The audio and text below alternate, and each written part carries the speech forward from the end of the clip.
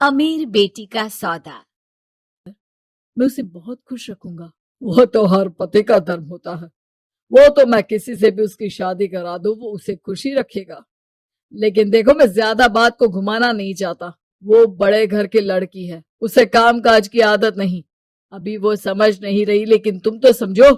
मैं किसी भी हालत में शिल्पी की शादी तुमसे नहीं करवा सकता। मुकेश पिता से लाख मन्नतें करता है लेकिन वो नहीं मानते। शिल्पी की शादी उस अमीर लड़के से हो जाती है। शादी के बाद क्या हम लोग मेरी माँ के घर चले? मुझे उन लोगों की बहुत याद आ रही है। हाँ हाँ, जाओ जाओ। वैसे भी आज मैं अपनी गर्लफ्रेंड के साथ मसूरी जा रहा हूँ, तुम जा सकती हो। कैसी बात कर रहे हैं? अब हम लोगों की शादी हो गई है, आप कैसे किसी और लड़की के साथ जा सकते हैं? अरे मैंने तो तुम्हें शादी के पहले ही बता दिया था कि मेरी कुछ गर्लफ्रेंड्स है। अब प्लीज ये टिपिकल बीवी वाला रोना धोना शुरू मत कर देना।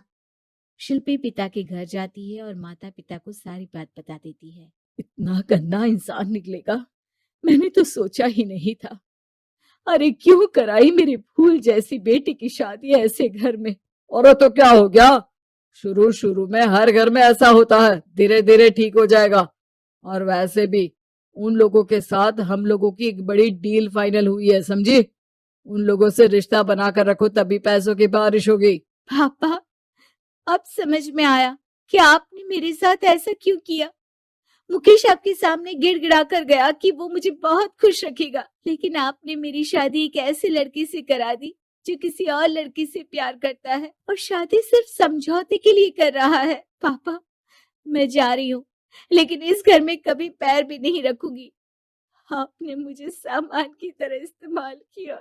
माँ शिल्पी को बहुत रोकती है, लेकिन वो एक नहीं सुनती। कुछ समय बाद शिल्पी, मुझे नहीं लग रहा कि अब हम दोनों के बीच ये शादी और रह पाएगी।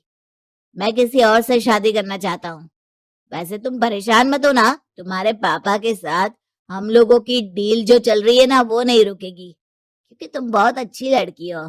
ठीक है, मैं जा रही हूँ, तलाक के पेपर में साइन करके। लेकिन एक शर्त है, मैं कहाँ गई ये बात मेरे पिता तक नहीं पहुंचनी चाहिए। शिल्पी घर छोड़कर चली जाती है। वो एक नौकरी करती है और अपना जीवन खुद संभालती है। लेकिन एक दिन, शिल्पी जी, आपसे मालिक मिलना चाहते हैं। अब मुझसे क्यों? शिल्पी मालिक के कमरे में जाती है, जहां सामने मुकेश होता है।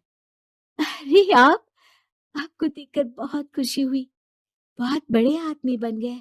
थैंक्स, पर तुम्हें नौकरी करने की क्या जरूरत पड़ गई। मैंने तो सोचा भी नहीं था कि तुम मेरी शिल्पी होगी। तभी वहां शिल्पी के पिता आ जाते हैं। शिल्पी, तुम्हारे बारे में माँ से पता चला। घर चलो बेटा, मुझे माफ कर दो। मुकेश, मैं यहाँ अपनी कंपनी के काम के लिए आया हूँ। तुम्हारी कंपनी की डील अगर हमें नहीं मिली तो हम बर्बाद हो जाएंगे। वैसे अब तुम चाहो तो शिल्पी की शादी मैं तुमसे कराने को तैयार हूँ। बस करिए पापा, ये क्या सौदा लगा रखा है आपने। जिस कंपनी से आपकी डील हो, अपनी बेटी की शादी उसी के घर करा देते हैं। शिल्पी मुकेश से माफी मांगती है और वहां से जाने लगती है कि मुकेश उसे रोक लेता है। रुको शिल्पी, ये सब कुछ तुम्हारे लिए है। ये कंपनी, ये नाम सिर्फ तुमसे शादी करने के लिए ही खड़ा किया था। मैं आज भी तुमसे बहुत प्यार करता हूँ।